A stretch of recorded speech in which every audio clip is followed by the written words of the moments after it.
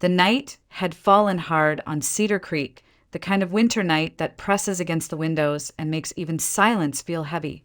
I had just finished labeling a tray of dried herbs when Bruno, my old shepherd mix, lifted his head from the hearth. One sharp bark cut through the stillness, then another, and before I could ask what was wrong, he was already at the door, pawing at it with an urgency I'd never heard from him. "Bruno, what is it?" My voice sounded louder than I intended in the quiet cabin.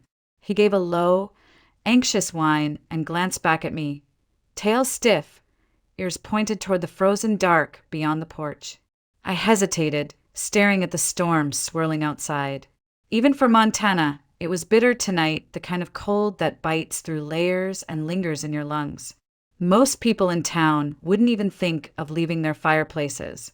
But Bruno wouldn't settle, his amber eyes locked on mine, pleading and commanding all at once. All right, I'm coming." I grabbed my parka, pulled my beanie low, and switched on the heavy-duty flashlight I used for late-night herb collecting. Bruno bolted into the darkness, and I followed, boots crunching over crusted snow, breath turning to white clouds in the frigid air. The beam of my flashlight danced between pine trunks, picking out drifts and deer tracks, and then something pink, almost out of place against the white and gray. Bruno was circling it, tail wagging, whining softly now. It wasn't something. It was someone. A tiny girl, no more than 4, maybe 5, sat hunched in the snow. She wore a bright pink winter coat with a ridiculous pom-pom hat and tiny embroidered boots, the kind that said someone loved her enough to dress her warmly. Yet somehow, she was out here alone. My stomach clenched. "Oh, sweetheart," I knelt, setting the flashlight down so I could lift her face gently. Her cheeks were pale under the cold's kiss, lips faintly blue. She didn't flinch, didn't even blink. Her eyes, startlingly big and impossibly blue, just stared through me as though I weren't there at all. "Let's get you inside, okay?" I pulled my parka from my shoulders and wrapped it around her small frame, tucking her icy hands against her chest. Bruno stayed close, his warm breath fogging in the beam of light as if he, too, understood the gravity of this. Back at the cabin, I placed her near the wood stove, rubbing her tiny fingers to coax warmth back into them. She neither cried nor resisted, only blinked slowly as the heat enveloped her. "What's your name, honey? Can you tell me?" My voice was as soft as the wind outside was brutal. Nothing, just that silent, hollow gaze. I made chamomile tea, nothing fancy, just warm and sweet with a hint of honey. When I held the mug to her lips, she sipped obediently, eyes never leaving mine. Yet there was no spark, no fear, no relief, nothing I'd expect from a child pulled from near-frozen woods. A quiet shiver traveled down my spine. It wasn't the cold, it was her. After she finished the tea, I gave her one of my spare thermal shirts and tucked her into my bed, layering the wool blanket over her small body. Bruno settled at the foot, a silent sentinel. She didn't resist, didn't curl into the pillow like most kids. She just lay there, staring up at the rafters, until slowly her eyelids closed. I stood there longer than I should have, staring at that still, porcelain-like face. Something about it felt wrong, not in a way that frightened me, but in a way that whispered of an old sadness I recognized too well. I'd felt it once in my own reflection years ago, the day I left the city and chose this quiet life among trees and herbs. My breath hitched. "Who left you out there?" I whispered, though I knew there'd be no answer tonight. I stroked Bruno's head, forcing calm into my chest. "We'll figure it out tomorrow. Right now, she's safe. That's what matters." Bruno's tail thumped softly. I managed a small smile and dimmed the lantern, leaving only the glow of the fire licking against the iron stove. Still, even as I crawled into the chair beside the bed, blanket wrapped around my shoulders, I couldn't take my eyes off the little girl. Something about her silence, it didn't feel like ordinary shock. It felt practiced, like she had been living in it for a long time. And that, more than the storm, kept me awake long into the night. By morning, the storm had eased, leaving behind a pale gray sky and the kind of stillness only heavy snow can create. My cabin smelled of pine resin and dried lavender, comforting scents I'd grown used to.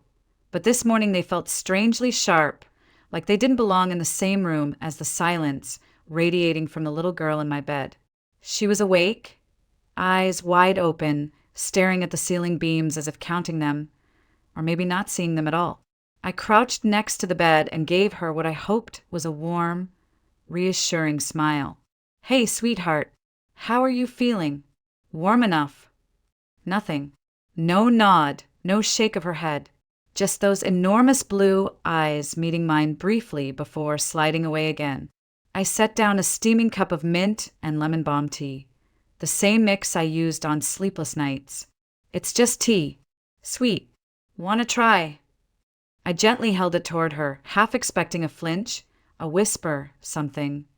But she simply took the mug, her tiny fingers trembling from cold, or something deeper, and sipped slowly. When she was done, she placed it on the table beside her with deliberate care, like a child much older than her years. But she still said nothing. "Can you tell me your name?" I tried again, softer this time. Silence. Even her breathing seemed quiet, too measured for a child. I'd met kids in shock before, through field work, even once on a volunteer trip in Alaska, but they all had one thing in common. Eventually, the dam of emotion would break and tears would come. This child, nothing. Not one tear, not one frown, not even confusion in her eyes. Bruno lay at her feet, head resting on his paws, ears twitching whenever I spoke. Dogs are quick to read people, and Bruno wasn't tense, but he wasn't relaxed either.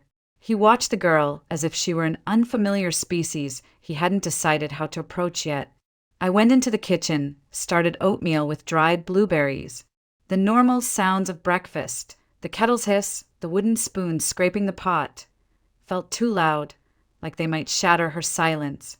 When I brought the bowl back, she took it politely and ate every spoonful, still not speaking, still watching me in that strangely detached way. "Sweetheart, did you get lost? Are your parents looking for you? Did something happen?" Still nothing. A knot tightened in my chest.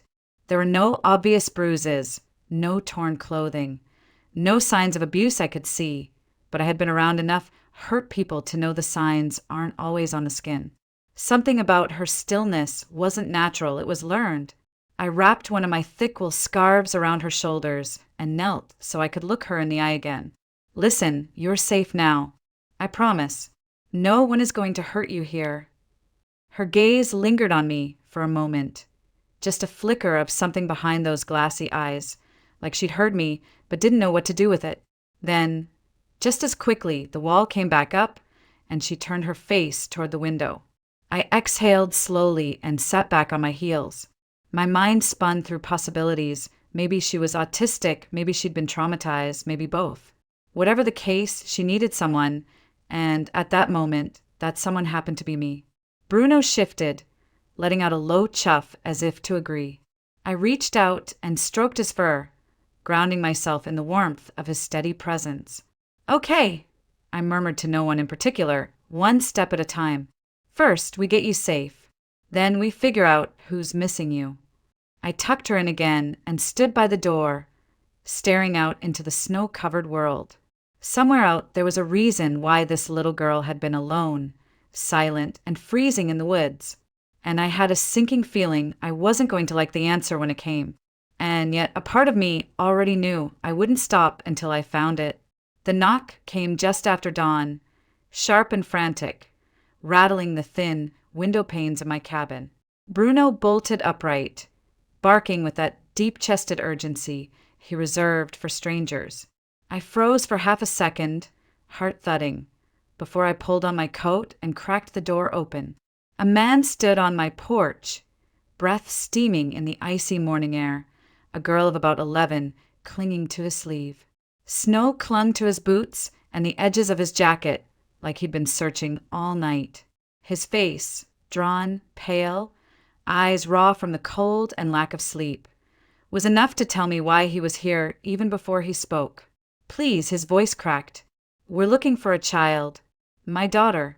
Have you seen a little girl? Pink coat, pom-pom hat. Bruno barked again, but I held up a hand to quiet him. She's inside. She's safe. The man exhaled like someone who'd been holding his breath for hours. He stumbled past me into the cabin without hesitation, pulling off his gloves with shaking hands. The older girl followed, her eyes darting around my small space before settling on the figure still curled under the blanket on my bed. "Milana!" he whispered, voice breaking on the name as he rushed to her side. He scooped her up in his arms, holding her so tight I could hear the fabric of her coat squeak. Oh, thank God, thank God. The little girl, Milana, didn't resist. She didn't even return his embrace. She just let herself be held, face expressionless, eyes staring over his shoulder as if she were somewhere else entirely. The older girl stepped closer, hovering by her father's side. She looked at Milana with an expression I couldn't quite place. Relief, yes, but tinged with something sharp, something like fear or guilt. Her small hands fidgeted with the hem of her jacket, twisting it over and over. "I found her last night," I said softly, not wanting to intrude but feeling I should explain. She was near the old logging road, sitting in the snow. If Bruno hadn't pulled me out there, I shook my head, she wouldn't have lasted much longer. The man turned, eyes glassy. "I don't even know how to thank you. I was terrified we'd lost her for good. My name's Fedor Brooks. This is my older daughter, Sophie." Sophie glanced up, muttered a quiet hi without meeting my eyes, then looked quickly back at Milana. "She hasn't spoken a word since I brought her in," I said gently, watching as he adjusted Milana on his hip. "Does she usually?" He gave a weary, sad smile. "Milana doesn't talk much. She has some developmental challenges. Doesn't really react like other kids. But she's ours and we love her. When she disappeared last night," his voice trailed off, too choked to finish. Sophie shifted again, hugging herself. For a split second, I caught her eyes, and there was something there, guilt, raw and heavy, but she looked away before I could read more. "Where's her mother?" I asked, mostly to fill the silence. "At home," Fedor said quickly, adjusting Milana's hat. "Anna, my wife. She's with the police, coordinating the search. She'll be relieved. God, she's going to be so relieved." I nodded, but couldn't shake the subtle chill under my skin. Something about the way Sophie stood behind him, about the way Milana hung limp in his arms, watching me with those same hollow eyes she'd given me last night, it all felt wrong somehow. Fedor turned back to me, gripping my hand hard enough to make my fingers ache. "Thank you. You saved her life." I smiled, faintly, brushing off the praise. "I'm just glad Bruno dragged me out there when he did. She's warm now, she's eaten." But I hesitated, choosing my words carefully. "She's very quiet, even for a child in shock. You might want to have her looked at when things calm down." He nodded quickly. "We will. Absolutely. Right now, I just need to get her home." Sophie finally stepped forward, reaching for her sister's hand. "Hi, Mila," she whispered, voice trembling. "You scared me." Milana didn't respond. She didn't even look at her sister. The silence stretched until Bruno let out a soft whine, as if voicing what we were all feeling but couldn't say. I folded my arms, watching them from the doorway as they stepped back into the snow. Something in Sophie's hunched shoulders told me this story wasn't as simple as a child wandering off. Something had driven her into that storm, and the answer wasn't going to be easy to hear. As their figures disappeared into the pale morning, I felt a pang in my chest. I'd saved Milana's life, yes, but I couldn't shake the feeling this wasn't over. Not even close. They left quickly that morning, Fedor carrying Milana against his chest while Sophie trudged behind him, her head bowed like she carried something far heavier than a night of worry. I stood on the porch for a long time after the door shut, watching their footprints fade into the white haze. Something gnawed at me, That child hadn't spoken a word since I'd found her, not even to her own family. And Sophie, her face when she'd seen Milana, it wasn't just relief. It was something sharper, something that twisted behind her eyes and then vanished when she looked away. By late afternoon, my phone buzzed. The number was unfamiliar, but I answered anyway. Ms. Gardner. The voice was hesitant, tired. It's Fedor Brooks. I just wanted to thank you again. And, well, I wanted to stop by later if that's all right. I owe you more than I can say. I hesitated only a moment. All right, I'll put coffee on. When they arrived, Fedor looked better, less frantic, but still worn down. Sophie followed, clutching the strap of her backpack as if it were a lifeline. Milana was at home, he explained. His wife, Anna, had insisted on staying with her. Anna's still shaken, he said, sitting at my kitchen table. She thought we'd lost Milana forever. He rubbed his hands over his face, sighing. She gets anxious about Milana. Always has. I poured him coffee and set a cup of chamomile in front of Sophie, who offered me a faint, polite nod. Milana has a condition, Fedor continued, his voice heavy. They call it a developmental disorder. But honestly, even the doctors don't fully know what's wrong. She's quiet, doesn't engage much, and, well, she's just different. Anna says it's our job to protect her no matter what. I nodded, listening carefully. His words were calm, but there was a current beneath them, a tension he probably didn't even hear himself. And Sophie? I asked, glancing toward the girl, who was staring down at her tea, shoulders tense. He smiled, but it was sad and brief. Sophie's a good kid. Smart, independent, sometimes too independent. She's from my first marriage. My wife, Elena, passed away when Sophie was just a toddler. For a long time, it was just me and her. His voice softened. Then I met Anna and she brought stability, I guess. She loves Milana fiercely. Always has. But Sophie, his words trailed off unfinished, and I saw Sophie stiffen, slightly at the sound of her name. You love both your daughters, I said gently. Of course I do.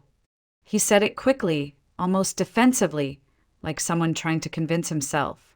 But Sophie's older now, and Anna thinks she should handle more responsibility, chores, homework, even looking after Milana sometimes. It's been an adjustment. I studied Sophie for a moment. She was tracing her finger along the rim of her teacup, her face blank, but her jaw tight. I knew that look. I'd seen it in mirrors once upon a time, back when I'd been the one standing on the edges of someone else's life, feeling unseen and unheard. What happened last night, Fedor? I asked finally. Kids don't just wander into the woods alone in a storm. Did Milana slip out on her own? He hesitated, fingers tightening around his coffee cup. We don't know. Anna was with her. I was finishing up work on the farm. Sophie was upstairs. 1 minute, she was playing quietly, the next gone. Anna blamed herself, of course. But I don't know Elise. Sometimes I wonder if Milana even understands danger the way other kids do. She just drifts. Sophie suddenly looked up at him, something sharp flashing in her eyes, but she didn't speak. Bruno patted over and nudged her leg gently, earning a faint smile before her face closed up again. Thank you for telling me, I said quietly. I'm just glad she's safe. Fedor nodded, grateful, but his eyes were distant. I wondered if he even noticed the way Sophie sat stiffly, how her fingers twisted the strap of her bag until her knuckles whitened. When they left, the house felt heavier, as if their problems had seeped into my walls and settled like dust. I leaned against the doorframe, thinking of Milana's vacant stare and Sophie's averted eyes. Something was wrong in that household, not the kind of wrong you could see on the surface, but the kind that builds quietly, silently until one night a child ends up alone in the freezing woods and no one really knows why. I pulled my shawl tighter around my shoulders and whispered to Bruno, "This isn't the end of it, is it?" He rested his chin on my knee, looking at me with eyes too wise for a dog, and I knew my instincts were right. This wasn't over. Not by a long shot. It was the next day when Sophie came back to my cabin. She didn't knock, just stood outside until Bruno barked and I opened the door. Her face was pale, and she clutched the same backpack from yesterday, holding it like a shield. "Hi." Her voice was soft, almost uncertain. "Dad's in town. I wanted to talk." I motioned her in, keeping my tone light. "Of course. Come in, warm up." She perched on the edge of the chair near the fireplace, her hands twisting together. Bruno wandered over, nudged her arm with his nose, and she gave him a shaky smile before looking down at the floor. For a long moment, neither of us spoke. Then she whispered, "You're probably wondering how Milana ended up in the woods." I nodded slowly. I figured there was more to it than her just wandering off. Sophie's eyes filled with tears. She seemed determined not to let fall. "It's my fault," she said finally, her voice breaking. "I took her out there. I left her." The words hit like a cold wind. "You left her." She nodded, covering her face with her hands. "I didn't mean for her to get hurt. Her voice cracked again. "I just wanted Dad to notice me. He never does anymore. It's all about Milana, her therapy, her special diet, her appointments. Every time I try to talk to him, he says he's busy. And Anna, she doesn't even like me. She says I'm clumsy, that I don't help enough." She pulled her hands down, and her eyes, wet and red, locked onto mine. "Last night she yelled at me because I ripped my jacket sleeve on the fence. She said I was useless, that I cost them money they didn't have. And Dad, he didn't say anything. He just looked at Milana like she was made of glass, like she was the only one worth worrying about. So I thought if Milana was gone for a little while, maybe he'd care about me again." My chest tightened. I'd seen this before. Children acting out, not because they're bad, but because they're drowning in pain no one sees. "What were you planning, Sophie?" I asked softly. "I just wanted to scare them a little. I thought I'd bring her back once everyone freaked out. But when I put her down in the woods, she just stood there. Didn't cry, didn't move, didn't even look scared. I told her to stay, and she just did, like she didn't care what happened to her. And then I ran home." Her breath came fast, ragged. "By the time I got back, everyone was looking for her, and I couldn't say anything. I was too scared. I thought if they found out, they'd hate me forever." She dropped her gaze again, shoulders shaking. Bruno rested his head on her knee, and she absently stroked his fur, tears finally sliding down her cheeks. I crouched beside her, placing a gentle hand on her arm. "Sophie, look at me." She hesitated, then lifted her tear-streaked face. "You made a mistake, a serious one. But it came from pain, not from hate. You wanted someone to see you, to care about you. That doesn't make you evil. It makes you human and hurting." Her lip trembled. "Do you think Dad will forgive me?" I thought about Fedor, about the way his eyes had filled with tears when he'd held Milana, and the way he'd spoken about Sophie with that quick, defensive tone. "I think your dad loves you, Sophie. He's just lost in everything that's happening with Milana. Sometimes adults forget that older kids still need them just as much as the little ones do." Sophie sniffled. "Anna won't forgive me." "Maybe not at first," I admitted. "But this isn't about Anna right now. It's about you and your dad, and about making sure something like this never happens again." She wiped her face with the back of her hand. "What if Milana had died?"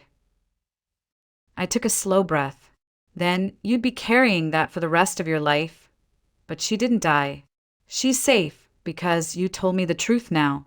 That means we have a chance to fix things before it's too late." Sophie hugged her backpack to her chest like it could shield her from the weight of her choices. "Do you think you could come with me? When I tell Dad, I don't think I can do it alone." I hesitated.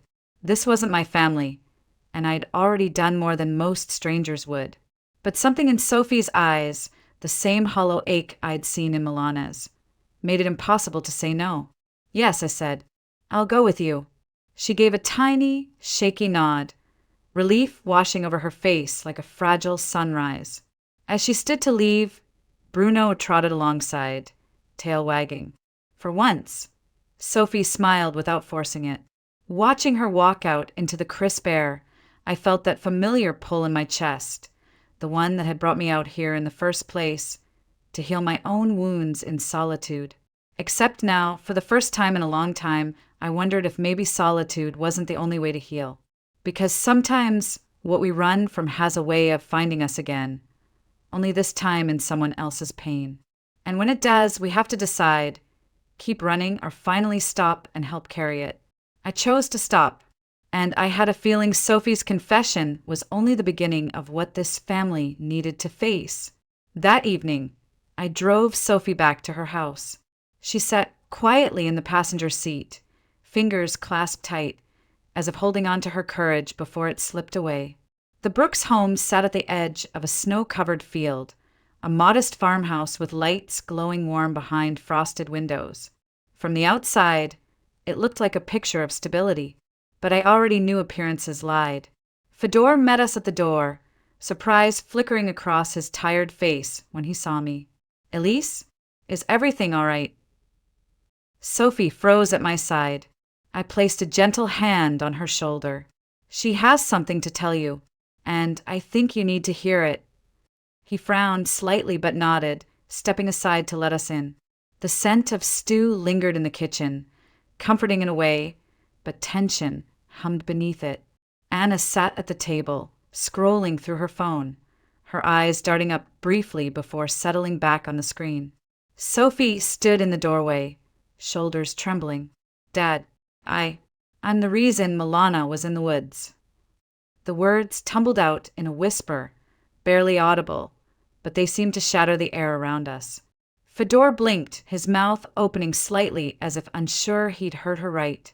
"Sophie, what are you saying?" She gripped her hands together, so tight her knuckles whitened. "I took her out there. I just wanted you to notice me again.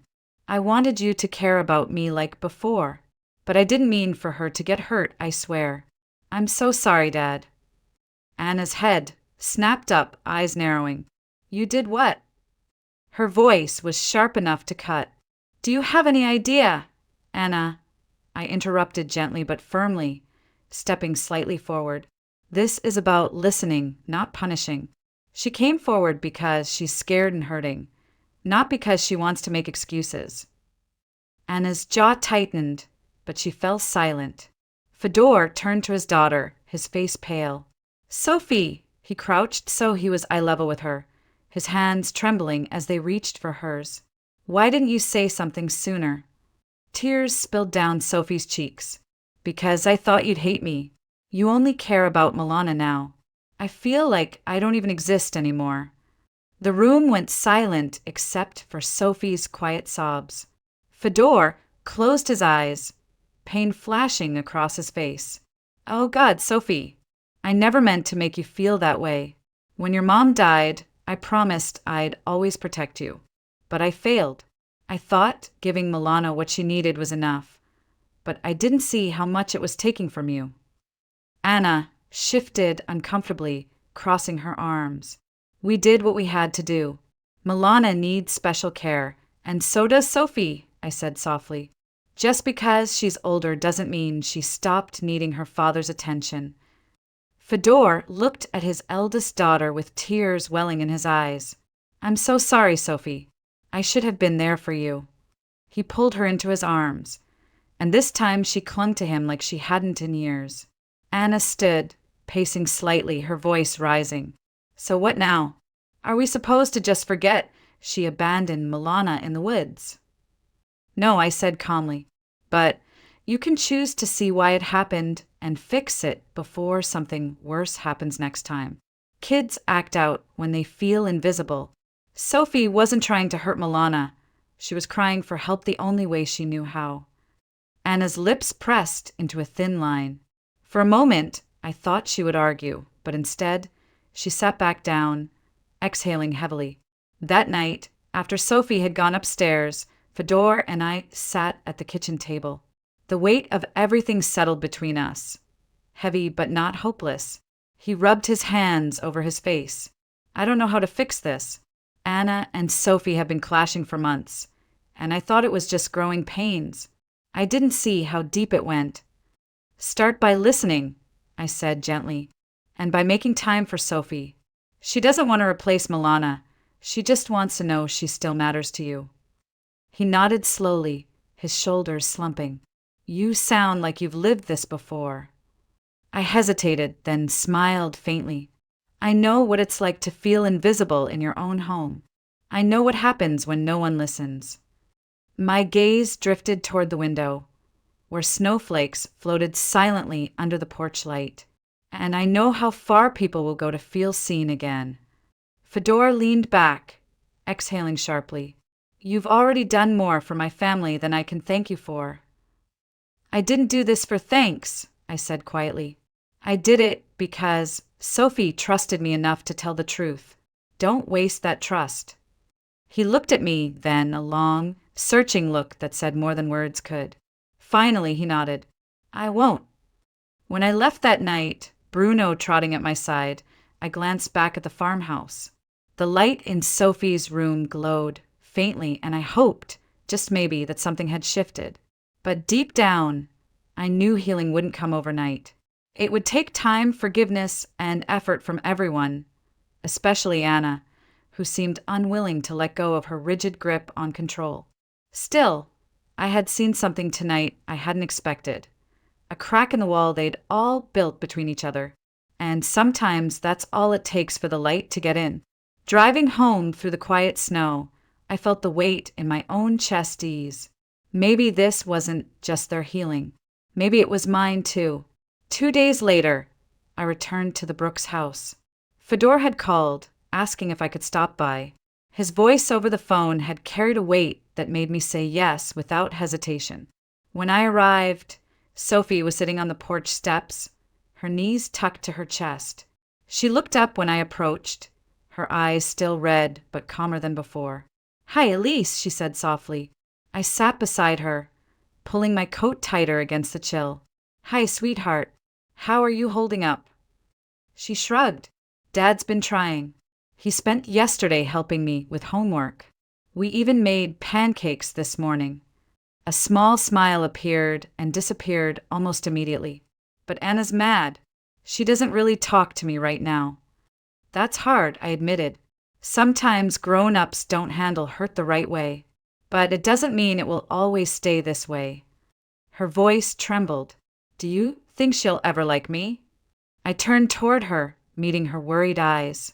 Sophie, sometimes people's hearts take longer to open, especially when they feel protective of someone. But this isn't your fault alone. Adults make mistakes too. We sat in silence for a while until Fedor stepped outside. His face looked older, lined with fatigue, but his eyes softened when he saw Sophie. We're trying something new tonight, he said gently, looking at me. A family meeting. I thought maybe you could stay, Elise. You seem to know how to calm things down. Inside, Anna sat stiffly at the table, her arms folded. The tension was thick enough to touch. Sophie sat down cautiously, eyes flicking between her stepmother and her father. Fedor cleared his throat. We need to talk about what happened, not just about Milana, but about all of us. We can't keep pretending we're okay when we're not. Anna's lips thinned, but she nodded. Fine, let's talk. Sophie stared at the table, whispering, I'm sorry. I know what I did was wrong. I felt like I didn't matter anymore. Anna shifted uncomfortably, glancing at Fedor before looking back at Sophie. You scared me. You scared all of us. I thought I'd lost her. But I didn't realize you felt that way. She hesitated, then sighed. I haven't been fair to you. Sophie's eyes widened. You mean that? Anna nodded slowly. I was so focused on protecting Milana, I didn't see how I was hurting you. She looked away, swallowing hard. I'm sorry too. The silence that followed wasn't heavy like before. It was fragile, like something new being built. I spoke, quietly breaking it. Families aren't perfect. But what you do after mistakes, that's what matters. Sophie took a brave step telling the truth. Anna, you took a brave step admitting you've been harsh. This is how healing starts. Fedor reached for both their hands, pulling them gently together. We're going to figure this out. No more ignoring feelings. No more letting hurt sit in the dark. We're a family. All of us. Sophie nodded, tears brimming in her eyes, but a small smile pulling at her lips. Anna squeezed her hand, hesitant at first, then firmer. I felt something loosen in my chest watching them. This family had a long road ahead, but they had finally taken their first real step. When I stood to leave, Fedor walked me to the door. I don't know how to thank you, Elise, he said quietly. You don't have to, I replied. Just keep showing up for each other. That's thanks enough. Bruno wagged his tail as I stepped outside, the cold air crisp against my face. For the first time since finding Milana in the snow, I felt hope. Real hope that this family might actually heal. The night after the family meeting, I sat by my cabin window, a cup of nettle tea warming my hands. Outside, the snow glowed faintly under the moonlight, unbroken except for Bruno's paw prints circling lazily around the porch. It was quiet again, my kind of quiet, but it felt different now. I thought about Sophie's face when Anna finally took her hand, the way relief and disbelief mixed together in her teary eyes. I thought about Fedor finally seeing both daughters, not just one. And I thought about Milana, still silent, still wrapped in that strange shell of detachment, but now surrounded by a family that seemed willing to try. For so long I had chosen solitude. I told myself it was for peace, for focus, for healing. But nights like this reminded me it was also because I'd stopped trusting people. I knew what it felt like to be invisible, to feel like someone else's pain mattered more than yours. Maybe that's why I couldn't let Sophie's confession slide into silence. Bruno patted over, placing his head on my knee. Amber eyes looking up at me like he understood every unspoken thought. I smiled faintly, stroking the soft fur between his ears. We did good, didn't we? His tail thumped once in quiet agreement. Later that week, I visited the Brooks farm again. Milana was playing in the yard, stacking snow into uneven towers. Sophie hovered nearby, not as distant as before, almost protective. When she saw me, she ran over, cheeks flushed from the cold. Guess what? She said, a shy grin breaking across her face. Dad signed me up for art classes in town. He said he wants to see what I like, not just what needs doing. I grinned back. That's wonderful, Sophie. How does it feel? She looked down at her boots, then back at me, her eyes bright. Like he sees me again. Anna appeared in the doorway, waving. Her expression was softer, less guarded. Come in for coffee, Elise. It's cold out here. Inside, the air felt lighter somehow, as if someone had opened a window in a long-closed room. Fedor thanked me again, though I told him I hadn't done much. In truth, I had only listened, and sometimes that's all people need to find their own way back. When I left, Sophie hugged me, awkward but earnest. Milana stood by the door watching. For a second, our eyes met, and I thought I saw something there, a flicker, tiny and fleeting but real. It wasn't a smile, not exactly, but it was something new. Driving home, I realized something I hadn't let myself believe in years. Solitude had healed me, yes, but connection was what kept me whole. Back at the cabin, I opened my old research journal. On the last page, where I normally wrote notes about soil quality and plant compounds, I scribbled something different. Healing doesn't just come from roots and leaves. Sometimes it comes from holding someone's pain long enough for them to breathe again. I closed the book and looked out at the snow one more time. Somewhere beyond those trees was a family learning to love each other again, to see each other again. And for the first time in a long time, I wasn't just the woman who lived alone in the woods. I was someone who'd stepped back into the world, even if just for a moment, and maybe, just maybe, I was ready to keep doing it. Because sometimes the smallest act, like following a dog into a snowstorm, can change more than one life, it can change yours too.